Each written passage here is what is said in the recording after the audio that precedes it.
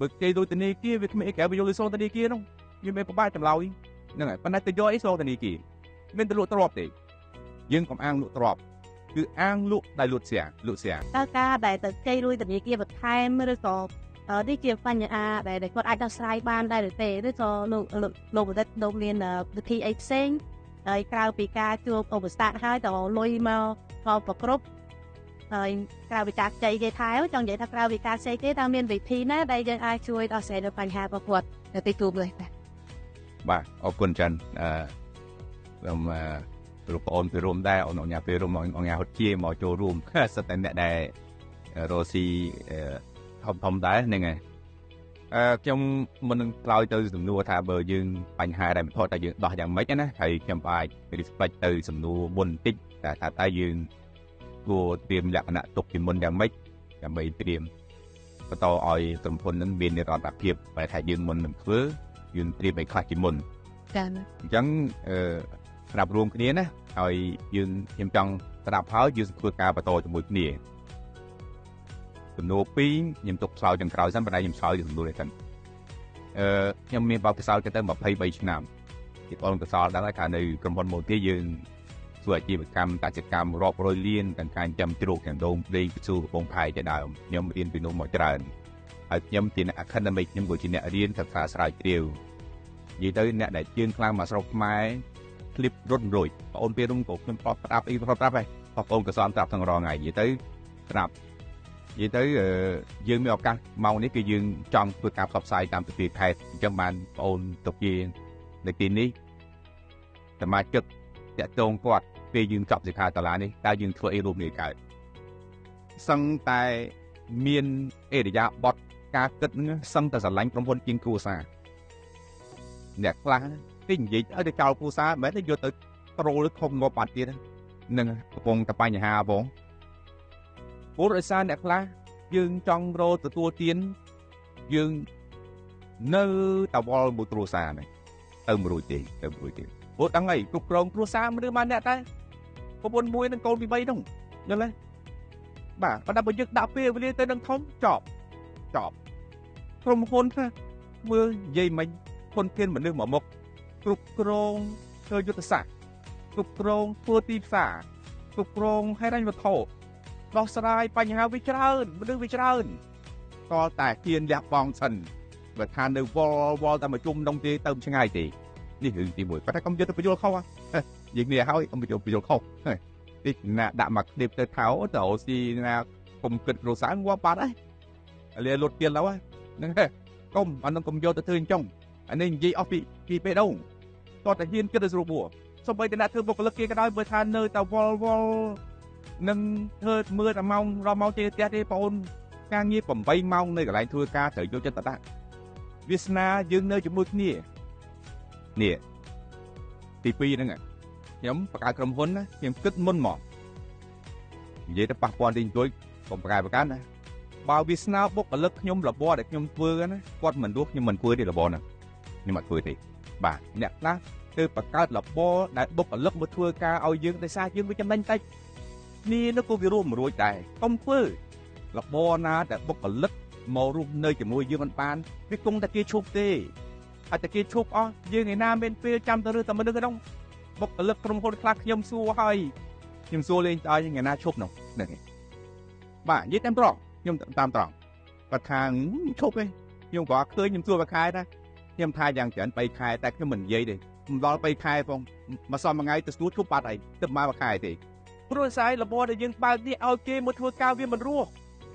យល់ទេអញ្ចឹងទេខ្ញុំមើលបុគ្គលិកនេះបង្កើតមកចាំទៅរើបុគ្គលិកទេចាំទៅរើបុគ្គលិកថ្ងៃព្រោះអីយើងឲ្យតែខែគេនឹងរស់វាមិនកើតកុំធ្វើរបបរបៀបនេះយើងត្រូវដឹងមុននឹងណាទី1ណាទី2ណាមួយទៀតពីក្រុមហ៊ុនយល់ពាក្យក្រុមហ៎ក្រុមគឺជាក្រុមពាក្យនេះមកពីប្រាំងមកពីអង់គ្លេសជាក្រុមហ៊ុន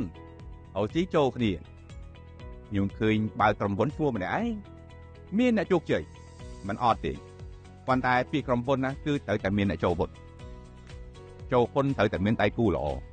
បាទត្រូវតែមានដៃគូល្អដៃគូណាដៃគូក្រុមហ៊ុនណាធ្ងន់ណាចង់ធ្ងន់ជាងដៃគូប្តីប្រពន្ធសង្សារទៀតណាក្រុមហ៊ុនមិនមែនធម្មតាទេព្រោះពាក់ព័ន្ធនឹងផលប្រយោជន៍ គ្រួសារហើយនឹងសង្សារអីប្រៃពុនជាការផលប្រយោជន៍ឬបន្ទាប់ទេប៉ុន្តែក្រុមហ៊ុនគឺផលប្រយោជន៍មើលឲ្យមែនតើបើដៃគូនេះមិនស្រួលទេកុំដាក់មកនឹងគឺថាអូមេធាវីឲ្យហើយទៅបាទហើយបើដៃគូខ្លះមិនល្អហើយគេហៅនៅក្នុង shareholder agreement ពួកខ្ញុំជា lawyer ខ្ញុំជាមេធាវីនៅក្នុង shareholder agreement តន្តែមិនច្បាស់ណាហើយនិយាយទៅតាមមួយថ្ងៃមួយនឹងខ្ញុំកំពុងធ្វើចាំត្រីជាមួយគេមួយដែរ ecosystem ខ្ញុំចាប់ដើមធ្វើហ្នឹងហើយកិច្ចសន្យាខ្ញុំ25ទំព័របាទ25ទំព័រកិច្ចសន្យានេះណាបើឲ្យអ្នកធ្វើលំមតែ5ទំព័រទេកិច្ចសន្យាខ្ញុំ25ទំព័រលើអត់តិចមកឬអាចទីទួយអត់មានទេបាទចិញ្ចឹមត្រីហ្នឹងពីណាដើរតួនាទីអីបើ application គ្រាន់តែឃើញយកកិញ្ញត្តិទៅមើលដឹងពីណាខុសដឹងពីណាត្រូវហើយដឹងពីណាទទួលខុសត្រូវភ្លាមមកអត់មានជ្រុលនេះទេគេគិតមើល25ទំព័របាទតិចទីតែបើយើងធ្វើ3ទំព័រគ្រាន់តែរៀបរាប់ប្រវត្តិគឺអស់មួយទំព័របាត់ហើយអាស្រ័យឋានហ្នឹងយល់ទេ2ទំព័រទៀតនិយាយកលេសតើរួមនេះលន់ពេញហ្នឹងបាទខ្ញុំនិយាយមកអួយបើថាធ្វើកិញ្ញត្តិសាងសង់អាគារនេះមួយអាគារនេះទោះបីអ្នកម៉ៅការសាងសង់គ្មានលុយសាងសង់ក៏ខ្ញុំម្ចាស់អាគារមិនឲ្យអាគារនៅស្ងៀមដែរតែបើម្ចាស់អាគារនេះសាងសង់ហើយអត់លុយខ្ញុំជាអ្នក contractor អ្នកបើកការសាងសង់ក៏ខ្ញុំចងកិច្ចសន្យាមិនឲ្យអាគារនៅស្ងៀមខ្ញុំធ្វើតទៅហើយមានមួយរបៀបហ្នឹងបាទនេះគឺយើងតតែមានបទពិសោធន៍ខ្លាំងណាស់យល់ទេបាទ3ដៃគូណាបាទទី4ដដែលតែកាលណារ៉ូស៊ីគ្មានធំយើងលុយទេបើកាលណាយើងធុងនោះទៅអានឹងធ្វើអង្គការ NGO ទៅគឺលុយខ្ញុំតាំងឲ្យគឺពីច្រើនយើងចង់ធ្វើរបរ 100000 ជាងការមាន 100000 ល្មមបាទមាន 100000 ល្មមប៉ុន្តែ actually analyze នេះឃើញថា 100000 នេះអ្នកឯងដើរបានតែ6ខែទេផុតខែទី6ទៅខ្ញុំអូតទៅចាប់5ខែមករាចត់ខែទី6ទៅខែភ្លៀងល្មមអតិជនលែងមកបដ ாய் បើហាងកាទៀវទៀតហ្នឹងហើយទៅបដ ாய் ពេលហ្នឹងចាប់ដើមតែតាហើយមិនដួលងើបទៅកុំក្មេងទេអ្នកខ្លះទ្រឹស្ដីនៅលើវេទិកាថាដួលងើបទូហ្នឹងកូនក្មេងតើកូនក្មេងមុនដំបងវាទួយវាដួលវាធំទៅវាចេះតែងើបទៅវាធំទៅវារត់ទៀតបានតែលបមែនទេតែដួលហើយនៅក្នុងហើយជាងកាលដោះស្រាយវត្ថុចាំខ្ញុំប្រាប់ដល់ហើយទៅហ្នឹងហើយព្រោះមើលដល់ទៅណាអញ្ចឹងកុំប្រយ័ត្នកុំទៅជឿដួលងើបហ្នឹងក្មេងតាមិនលបទេលបណាដួលងើបនោះដួលហើយវាទៅដំបងគាត់ចោលសុខមានដែរមិនងើបទៅណារួចទេមានតែរត់វាមិនតែងើបទៅដួលហើយរត់បដ ாய் ហ្មងហ្នឹងហើយឥឡូវចាប់ផ្ដើមរត់មកកណោហើយបាទកុំចិត្តតែហ៊ានបាទមិនដួលហើយងើបទេដួលហើយរត់បដ ாய் ហ្មងងើបតែងើបហើយរត់ហ្នឹងហើយអញ្ចឹងត្រែមថោទៅមើលស្រួល actually គេបានថាកលេថាបើសិនជាវា stuck គឺអង្គញាឬបងបន្តបានលើកចឹងពួកខ្ញុំធ្វើរបរតែមើលបន្តិចខ្ញុំបញ្យល់ងារស្រាមបន្តិចពួកខ្ញុំធ្វើរបរ plan A B C អាចចូលដល់ D ទៀតណាបាទប៉ុន្តែខ្ញុំជឿថាពួកខ្ញុំទៅត្រឹម B ហ្នឹងទៅរួចហើយបាទ A ទៅមួយទេគឺត្រឹម B វាអាចបត់បែនបានហើយប៉ុន្តែពួកខ្ញុំគិតដល់ D ទៀតទាំងការប៉ុន្តែ at least ពួកខ្ញុំ plan A B ហើយ C បាត់ហើយតិចទៀតហើយចាំមើល A B C ហ្នឹងវាស្អីគេអញ្ចឹងដឹងណាលុយពួកតែក៏បញ្យល់ច្រើនរបរដែលខ្ញុំគិតបានមួយទៀតចូលទៅរបរនេះគឺខ្ញុំលើកលើ grand DT របស់ខ្ញុំ Winso របស់ខ្ញុំគឺខ្ញុំបានគិតថារបរនេះណាបើកាលណាបកកើតទៅខ្ញុំពង្រីកអត់រួចខ្ញុំអត់ធ្វើទេរបរខ្លះពង្រីកអត់រួចទេណារបរខ្លះពង្រីកអត់រួចដោយសារអីរបរនឹងគឺរបរនឹងវាអត់ទៅផ្លាយខុំរួចទេអត់ទៅខុំរួចទេកុំគិតថារបរទាំងអស់នឹងអាច apply ខុំរួចរបរខ្លះ apply អត់បានទេពិបាករកទាំងទុនធានមនុស្សឱកាសដោយសារឱកាសនឹងវាជោគជ័យបានតែនៅក្នុងតំបន់នឹងទេតែចេញក្រៅតំបន់នឹងគឺបរាជ័យភ្លាមប្រយ័ត្នមែនតើបន្ទាប់មកដូចខ្ញុំធ្វើ Winso ខ្ញុំរបរនឹងខ្ញុំទៅ diversify ខ្ញុំទៅពង្រីកទៀតតែទៅវាទៅស្អីរួចឧទាហរណ៍ Winso របស់ខ្ញុំអញ្ចឹងទៀតនឹងចេញ Winso Food បាទខ្ញុំ diversify ទៀតក៏តែរបរនឹងអាចបង្វែរទិសវាបានព្រោះរបរតែកណ្ដាលនៅដដែលមិនយូរទេរបរនឹងគេនឹងតាមតនគេនឹងព្រួលខ្ញុំឧទាហរណ៍យើងមើលយើងឧទាហរណ៍ណាហើយមហាសែន technology ឲ្យដើររាប់រយឆ្នាំមកហើយឧទាហរណ៍僕ខ្ញុំជាប្រធានសហព័ន្ធយានយន្តហ្នឹងហើយយើងមើលឡានណានិយាយប៉ះពាល់តិចដែរណាប៉ុន្តែកំសាយអាកន្លែងប៉ះពាល់ខ្ញុំមកទៅដូចឡានពីដើមស្គាល់ឡានអាល្លឺម៉ង់ឡានអង់គ្លេសឡានបារាំងឡានជប៉ុនពីដើមឡានដែលយើងស្គាល់កាត់គឺឡានបារាំងអស់ពីឡានបារាំងមកចូលមកជាមួយឡានបារាំងគឺឡានជប៉ុននិងឡានអាល្លឺម៉ង់ឥឡូវឡានចិនណាមិនធម្មតាទេមិននឹកស្មាន មិននឹកស្មានទេពីដើម brand គេបង្កើត brand ដើម្បីទៅទប់ brand ខ្លួនឯងចាំមើលឡានណាចាំមើលឡានពួកឡាន Toyota ពួក Sedan ពួក pick up ពួក SUV គាត់បង្កើត brand ដើម្បីទប់ brand របស់គាត់ឲ្យអ្នកទិញនឹងមានជំរឿសណាស់ដើម្បីទៅទិញ brand ណាមួយដែលខ្លួនឯងចាំបាច់ហើយត្រូវលក្ខខណ្ឌដែលខ្លួនឯងប្រើឡានចិនចេញមកទៅដួលអស់លីង model ហ្នឹង pick up បោះចិនស្មើទៅមើលខាងក្នុង Sedan ប្រតាពុកចុច touch screen ឡាន pick up ហើយ hybrid ទៀត BV ផង EV ផងបាទនិយាយគេណា brand ផ្សេងមកដួល brand របស់ចាស់ហ្មងបាទពីដើម brand ខ្លួនគាត់ធ្វើ brand ដើម្បីគាត់ leverage ទីផ្សារខ្លួនគាត់ឥឡូវអា brand ថ្មីចូលមកដួលរបស់គាត់ហ្មងហើយយើងគិតមើលណាប៉ុន Toyota ប៉ុន Mercedes Benz ឡាឡម៉ង់ឥឡូវ Mercedes ចេញហ៎ Mercedes ឡាឡម៉ង់ចេញហត់ចាប់ដើមចេញដែរវាដងពេលមួយមិននៅស្ងៀមកើតអញ្ចឹងក្រុមហ៊ុនដែលបង្កើតមកបើសិនជាខ្លួនឯងគ្មានគំនិតនឹងថា diversify របស់នឹងបានទេត្រៀមបរាជ័យឲ្យហើយជានឹងចូលគ្រប់នេះអញ្ចឹងបាន The Gravity របស់ខ្ញុំលើកមិញនេះគឺចូលដល់ ecosystem ទី6 The Gravity ខ្ញុំជា founder ហ្នឹងហើយប៉ុន្តែនៅក្រុម The Gravity មាន appraisal មានទាំង architect មានទាំង contractor មកការសាងសង់មានអ្នកពូប្លង់មានអ្នកលក់វាតម្លៃឥឡូវនេះខ្ញុំ diversify ខ្ញុំបូកជាមួយ auto space របស់ខ្ញុំវាតម្លៃឡាននឹងមុននឹងលក់វាតម្លៃឡានទៀតអត់ដែលមានទេអាចធ្វើការ history ទៀតឡាននឹងមុននឹងលក់ធ្វើប្រវត្តិឡានចេញ certificate ឲ្យមួយទៀតហើយបូកមកជាមួយនឹង The Gravity របស់ខ្ញុំណាវាមាន ecosystem របស់វានឹងគឺទៅមក complement បាទក្រុមហ៊ុនរបស់ខ្ញុំចាស់ហ្នឹងរបបរបស់ខ្ញុំថ្មីគឺសិតតែក្រៅពី affiliate នៃក្រុម The Gravity នេះគឺក្រុមហ៊ុន 4-5 ដែលខ្ញុំនិយាយមិញហ្នឹងខ្ញុំមាន share តែ20នៅក្នុងនោះទេ 80% សិតតែមានបញ្ជាការថ្មីទាំងអស់បាទសិតមានបញ្ជាការថ្មីទាំងអស់ដែលយើងធម្មតាពីច្រើនក្រុមហ៊ុនទម្លាប់របស់យើងកន្លងមកបើខ្ញុំបង្កើតណាអា The Grand ហ្នឹងក៏ផងខ្ញុំ Equis ហ្នឹងក៏ផងខ្ញុំ Auto Space ហ្នឹងក៏ផងខ្ញុំបាទV Grand ហ្នឹងក៏ផងខ្ញុំ share ធំទាំងអស់ដល់រួចទៅម្ចាស់ share ទួយគាត់ថាអត់ទៀតពុំរីវ៉ាអាច share ធំទាំងអស់ទៅខ្លួនឯងទៅបាទបានជានិយាយមិនថាបង្កើតច្រើនហ្នឹងវារវល់ច្រើនខ្ញុំអត់ទេណាបង្កើតច្រើនខ្ញុំកាន់តែទំនេរបាទកាន់តែទំនេរព្រោះអីខ្ញុំមានវិជាការខ្លាំងបើអត់មានវិជាការខ្លាំងមកកាន់ការងារនឹងទេខ្ញុំអត់ធ្វើវាទេធនធានមនុស្ស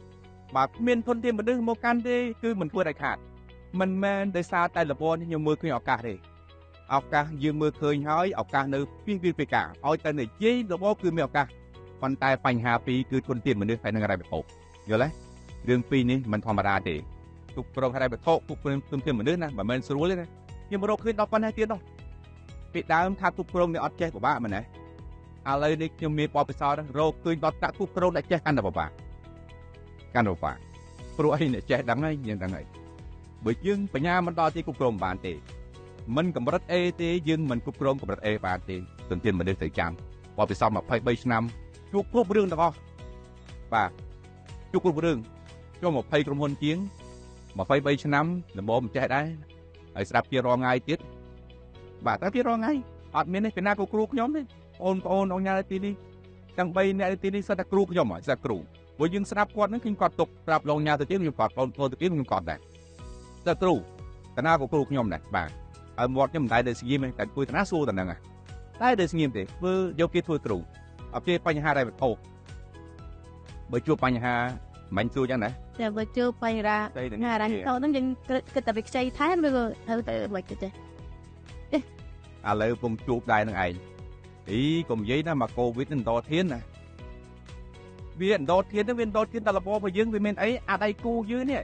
បញ្ហាកូវីដនេះវាមានបញ្ហាតែយើងទេបញ្ហាគឺអ្នកដែល supply chain របស់យើងដៃគូរបស់យើងបញ្ហាដែរយើងក៏មានខ្ចីដូចធនាគារហើយយើងក៏មានអ្នកខ្ចីយើងហើយទាំងអស់របបហ្នឹងបើតាមខ្ញុំចាំមិនខុសទេអ្នកនរគ្នាយល់គឺវារស់ដោយសារតែដីដល់តែដីនៅប្រទាំងដូមីណូអាហ្វិចប៉ះពាល់ទាំងអស់អ្នកលក់អីក៏លក់ឡើងដាច់អត់ទាំងអស់អញ្ចឹងទោះបីយើងបកកាយវាបកកាយតែយើងប៉ុន្តែអ្នកដែល supply chain អ្នកទៅជុំវិញយើងអត់បកកាយវាដូមីណូវាប៉ះពាល់កុំចេះតែអួតថាខ្ញុំកូវីដក៏នៅតែខ្លាំងចេះតែនិយាយបាទនឹងអ្នកបើកឡានអីបើកតែមួយគ្រឿងចេះតែនិយាយបាន តែកាលណាយើងរស់ស៊ីវាមាន ecosystem វាមានពាក់ព័ន្ធមនុស្សនៅពាក់ព័ន្ធជុំវិញយើងពួកគេជាពាក់លុយយើងគេអត់សងដែរមិនគេថាប៉ះពាល់វាមិនប៉ះពាល់តែរបបរបស់យើងទេប៉ុន្តែដែលជាពាក់លុយយើងគឺវាអត់សងដែរយល់យើងប៉ះពាល់មិនអ្នកណាមកនិយាយថាអត់ប៉ះពាល់ចេះតែនិយាយបងបាទប៉ះពាល់ហ្នឹងហើយតែខ្ញុំក៏ឧទាហរណ៍ចេះកុំទៅរំពឹងទៅធ្វើលពោឲ្យអាងដោះទៅគិតមុនថាតើវាដោះរបៀបម៉េចអញ្ចឹងបានជាខ្ញុំគិតនេះលបមុនដំបងទុនទៅយកពីណាមកពពុកទុនហ្នឹងទៅយកពីណាមកគិតអញ្ចឹងតិនបាទបើសិនជាប្រឹងយកកប៉ៅទៅច្រើនពេកវាហាញ់វាមានបញ្ហាពីយ៉ាប់អញ្ចឹងបានជាខ្ញុំឲ្យយកដៃគូគេមកទាំងលួយគេមកទាំងបញ្ញាអូយលបហ្នឹងបើរៀងរោម្នាក់ឯងវាបាន1លានរោ2នាក់បាន50,000តែយើងទៅរោ4នាក់យើងទៅរោ3នាក់ទៀតវាបានលប2យើងអស់តែ50,000 2ដងអស់1លានយើងវាបានលប2ហើយអញ្ចឹងបើហានិភ័យក៏វាតិចចំណេញក៏វាតិចប៉ុន្តែយើងវាបានលបច្រើននេះគេខ្ញុំនិយាយដៃគូណាអញ្ចឹងពេលមានហេតុវត្ថុដៃគូនឹងជួយដោះគ្នាឃើញណាទី1ទី2ត្រៀមមកឲ្យគឺនៅក្នុងគំនិតសហគ្រិនភាពតែខ្ញុំនិយាយក្នុងកម្មវិធីបំណិនជីវិតច្រើនណាស់ខ្ញុំរៀនក្មេងៗតាំងពីអន្តមលុយតាំងពីអាយុ20ឲ្យចេះអន្តមលុយគាត់អាយុ25គាត់ទៅសល់លុយយ៉ាងហេតុនោះពោជិត$10,000ដែរងាយបំផុតបាទអន្តមលុយអត់ជិត$10,000បើសិនតែគាត់ប៉កែណាពីរៀនបាក់ដប់ជាប់គាត់នឹងអាចអន្តមលុយបានជិត$10,000ពេលគាត់រៀនបាក់ចលចប់នេះគឺរបៀបអន្តមលុយអញ្ចឹងតែត្រូវធ្វើម៉េចរបបរបស់ខ្ញុំបានគិតឲ្យស្រេចការចាប់ផ្ដើមនៅពេលណាប្រើទុនស៊ីតប៉ាន់ទុនហៅទុនប្រពូជនៅពេលណាបន្ទាប់មករបបវិញរបបយើងត្រូវដើរនៅពេលណាបន្ទាប់មករបបយើងចាប់ផ្ដើមដៃលូតស្យានៅពេលណាខ្ញុំធ្វើអស់ហើយបើខ្ញុំធ្វើមិនបានទេខ្ញុំអត់ចេះតែមានទុនលក់ដីបានទេព្រមអាងលក់ដីបានរហូតលក់ដីគុំទៅរបបអញ្ចឹងអត់អាចទៅពឹងតែមួយមុខលក់ដីបានទេមិនអាចទេម៉ោងនេះរបបដែលចាប់ផ្ដើមដាច់ខាតព្រោះខ្ញុំចង់និយាយនេះពីមុនផ្សេងតែឥឡូវនេះគឺការគិតរបស់ខ្ញុំគឺបែបហ្នឹងខ្ញុំអត់ចង់និយាយយើងទៅដោះរឿងជាងការយករឿងជាមកដោះទេបើយើងយករឿងជាមកដោះវាដូចជាអ្នកមួយជំងឺម្នាក់មករោគពេទ្យដោះប៉ុន្តែវាមិនមែនជា strategy ទេវាមិនមែនជាយុទ្ធសាស្ត្រទេអានឹងគឺជាការព្យាបាលទេខ្ញុំឲ្យយល់របស់ខ្ញុំឲ្យយោបល់ជាយុទ្ធសាស្ត្រល្អជាងគឺទៅកម្រិតថាពេលណាលបហ្នឹងអាចលក់ស្រាបានអញ្ចឹងក្រុមហ៊ុនខ្ញុំនេះប្រហែលឆ្នាំគឺសិតតែដល់ម៉ោងតែលក់ស្រាបានលក់ស្រាបានគ្រាន់តែខ្ញុំព្រមលក់ឬមិនព្រមលក់ខ្ញុំលក់ថ្លៃឬមួយខ្ញុំលក់ថោកតែប៉ុណ្្នឹងឯងយើងតាំងហើយបើថាបើគេលុយធនាគារវាគ្មានអីក្រៅពីយកលុយសងធនាគារនោះវាមិនពិបាកចម្លើយហ្នឹងហើយប៉ុន្តែទៅយកអីសងធនាគារមានតែលក់ទ្រព្យទេយើងកុំអាងលក់ទ្រព្យ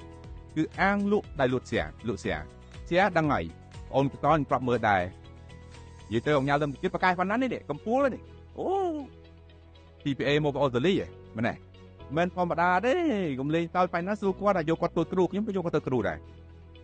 គឺយ៉ាងម៉េចគេហៅ venture capital ក្រុមហ៊ុនដែល start up ខ្លាំងអាច venture capital បានភ្លាមនៅទីនេះខ្ញុំសន្យាថានឹងមកបងប្អូនតាក់ទងអង្គញាលេងទៅkiaខ្ញុំបរៀនអំពីដៃលូតស្រាអំពីលក់ភាគហ៊ុនក្រុមហ៊ុនអំពីធ្វើ venture capital ដើម្បីលក់អូទុនមកចូលរួមជាមួយគ្នាបាននៅទីនេះយើងត្រូវការរួមធំអាចនិយាយខុសពីបទតិចណាព្រោះដើម្បីយើងទាំងអស់គ្នានៅទីនេះអាចទៅជាកន្លែងមួយធ្វើការប្រប្រាល់រដ្ឋាភិបាលត្រៀមបណ្ដុះបណ្ដាលមនុស្ស1លាននាក់បាទខ្ញុំប្រជុំជាមួយ SNEC Supreme National Economic ត្រៀមប្រដុះមនុស្សធនធានមនុស្ស1លាននាក់ដើម្បីបំពេញទីវេទបច្ចេកទេសបច្ចេកវិទ្យានៅក្នុងឆ្នាំ2024-2025ពីបោះឆ្នោតហើយនឹងឯងអញ្ចឹងយើងមានឱកាសហើយយើងគិតពីធនធានមនុស្សត្រូវតែប្រប្រាល់ធនធានមនុស្សបាទបើអត់ធនធានមនុស្សទេគាត់កើតទេប្រទេសនេះអនុវត្ត IO Industry 4.0 Revolution អនុវត្តអត់ចេញទេដោយសារធនធានមនុស្សតដូចទេឧស្សាហកម្ម 4.0 apply អត់ចូលទេយល់ទេអញ្ចឹងយើងត្រូវការប្រប្រាល់រដ្ឋាភិបាលបានមើលឃើញម៉ោងនេះរដ្ឋាភិបាលរៀងទៅវិញតិចណាស្រាប់ដោយសារវាមានផលប្រយោជន៍រដ្ឋាភិបាលលែងទៅនិយាយពីស្ពានថ្នល់សាលារៀនណាម៉ោងនេះនិយាយអំពីធនធានមនុស្សអញ្ចឹងត្រៀមអ្នកទៅនេះត្រៀមចង់បានអីចង់បានប្រដុបប្រដាលអីក្រុមការងារយើងអាចវិភាគកម្ពុជាធីមរបស់យើងនឹងចូលមកប្រដៅការងារហ្នឹងចុងក្រោយពេលដែលបិទខ្ញុំទៅ conclusion ទាំងអស់ថាតើយើងទទួលផលអីក្នុងការសាលានេះបាទអរគុណច្រើន